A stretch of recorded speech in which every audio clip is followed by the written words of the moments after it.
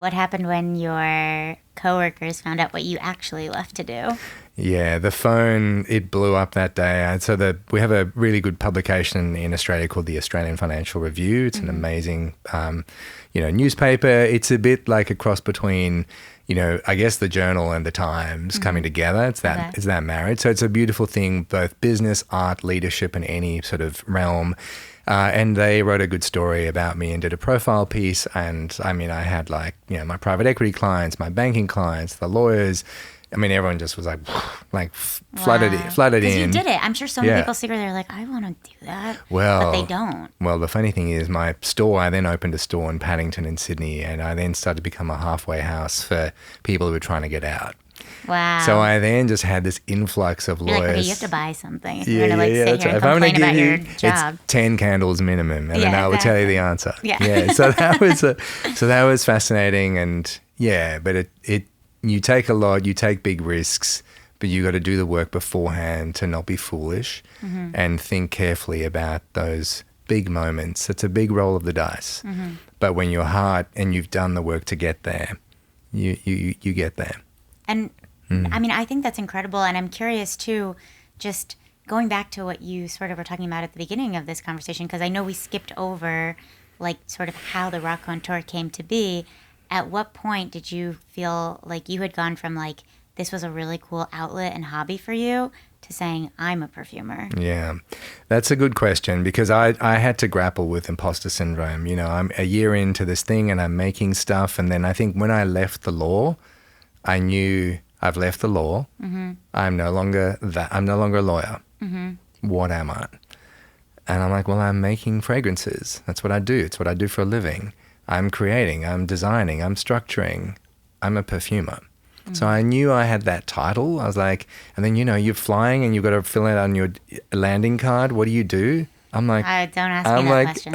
I'm like writing Perfumer for the first time. I actually cried. I was like, this is who I am now, and I remember going, wow, I'm no longer a lawyer. I've let this go. And so that's, I think part of that question is also, I think you're asking, when you're trying to find your identity as a perfumer, you got to work out what kind of perfumer you are.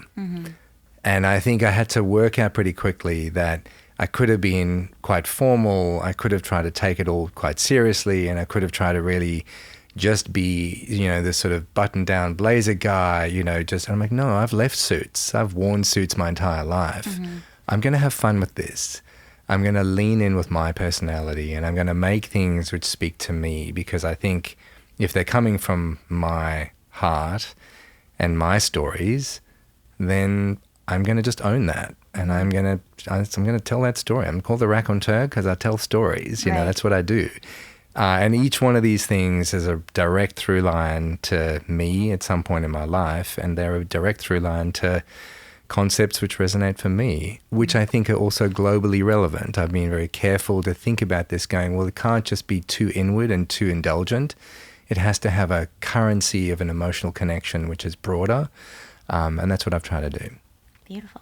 Well, we are going to talk about your fragrances in a little, but I do have a few more questions just from the story that I want to... Sure. I'm also just curious, in the class, who were your peers in perfumery school, and did you ever feel like, oh, this is a bunch of 22-year-olds who have had this compass that they were going to do this since they were 10? How was that experience for you? That's a great question, because what I found amazing, every person in that class was a mature age student. Okay. Everybody had come from other disciplines. Interesting. And there were some who were working in the industry. There was one guy from Germany who ran a perfume store in Germany, but we had people from all around the world. And so in my class, there would have been 12 as we sort of progressed through. And we'd all bonded in our sort of first year. And so we were all like, well, let's come back in the second year. Let's do this together. So we started to form a pretty tight group. Nice.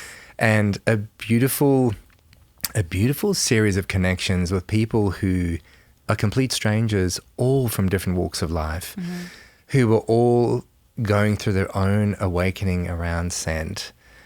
And I just thought, wow, there is just this incredible thing happening here. I mean, I know, as a lawyer, like trying to find, you know, people to hang out with, you know, who you just genuinely want to spend time with. I mean, if you're in a profession, you've got to just network with your peers, you do, right? So that's part of what the job is. But this was just a group of people who had chosen to come to Grass because they loved the world of scent, wanted to learn more and do something. Not all of them wanted to start their own brand. For some, it was just a personal journey of something they loved. And some were in the industry, some were just starting out. One guy was just a phenomenal guy who had already amassed a library of like over 1,000 materials, and he was in Miami and he was creating stuff. Wow. And this is what he loved doing. And I think, you know, so part of it was just the randomness of this, but the underlying commonality and common theme was this reverence for nature and for perfume.